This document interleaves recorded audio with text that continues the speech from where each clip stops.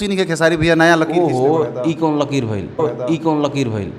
भोजपुरी में इतना इतना महंगा गाड़ी पहला बार लाइन बना गाड़ी लकीर है, गाड़ी लकीर है।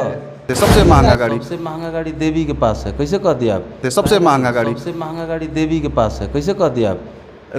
लैंड रोवर का लेते हम लोग, लैंड क्रूजर ले सकल हम लोग। खुशी नहीं है बेमा ई ऐसा बात मिजाज भी नहीं बोलत भैया। अभी पैंट खोल के नाची, पैंट खोल के नाची बोलो लैंडर रोवर डिफेंडर है हूँ करो डिफेंडर देखले भाई रोवर नहीं देख ले जी देख ले बनी डिफेंडर भैया टॉप मॉडल शायद ना हो हम जहाँ तक जानते अभी टॉप मॉडल है सेकंड मॉडल खातिर लड़ाई करी जा, टॉप मॉडल है सेकंड मॉडल खातिर लड़ाई करी जा। खेसारी जी कल एगो बहुत महंगा गाड़ी लिए हैं, लगभग उसका दाम 2.5 करोड़ है, लेकिन यहाँ पे रिकॉर्ड बन गया है, यानी कहिए तो नया लकीर खींच दिए हैं खेसारी लाल यादव नया गाड़ी लेके, क्योंकि अभी तक भोजपुरी इंडस्ट्री में भैया पवन सिंह ही महंगा गाड़ी रखे थे, सबसे महंगा गाड़ी। सबसे महंगा गाड़ी देवी के पास है, कैसे कह दिया आप। लैंड रोवर है, लैंड रोवर ये लिए हैं खेसारी भैया लिए हैं, खेसारी भैया लिए हैं। करो लैंडर रोवर डिफेंडर है हूँ करो डिफेंडर जी देख ले बनी डिफेंडर भैया टॉप मॉडल शायद ना हो हम जहाँ तक जानते अभी टॉप मॉडल है सेकंड मॉडल खातिर लड़ाई करी जा।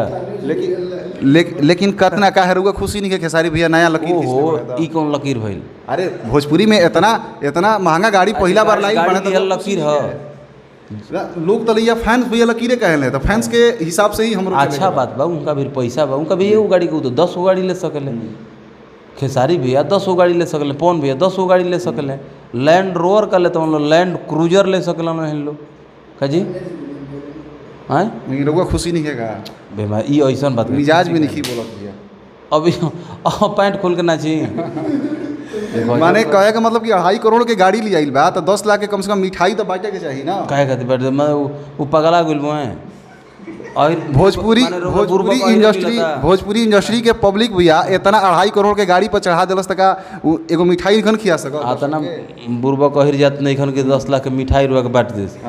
10 लाख में फिर एगो गाड़ी 200 रुपया के बांट एगो ट्रैक्टर लिया जाए गाँव में ईटा ढोई हाँ बटले ना हो जे संगे बा खैले हुई आ गाड़ी रहल जे उन लोग भी पैसा बा, लैंड रोवर आ लैंड क्रूजर उन लोग भी पैसा कमी बा, मन कोई जीवन मन कही तो गाड़ी ले ली हम लोग। पवन भैया खेसारी भैया उन लोग भी पैसा आता बा। चलिए भैया जाते जाते दर्शक से क्या कहम